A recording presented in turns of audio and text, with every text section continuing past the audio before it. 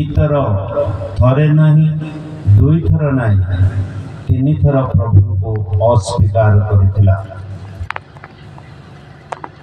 से किए मु जानी नहीं बोली मध्य कहिथिला। मु तांको जानी नहीं बोली से अस्वीकार गोटे रकमर तिरस्कार करथिला। किंतु पुनरुत्थान परे तांको देखी से पूरा परिवर्तन होइथिला। परे परे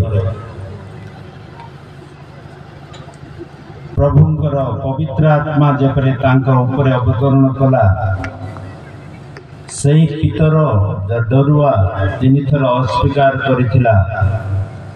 से साहसर सहित समस्त सम्मुखरे से जिहुदी मानंको जो माने कि यीशु को मारी थिले समान को कहउचंती तुमे यीशु को मारिलो क्रूसविध कल आ मु से क्रूसविध यीशु कर प्रचार करूछि।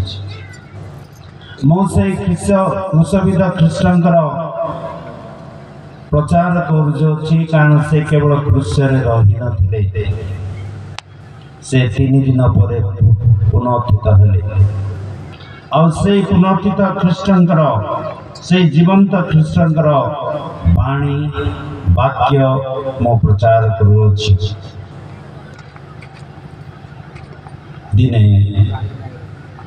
जड़े नास्तिक नास्तिक माने जे धर्म को विश्वास करे नहीं विशेषकर से ख्रीष्ट धर्म को केबे विश्वास करू नथिला।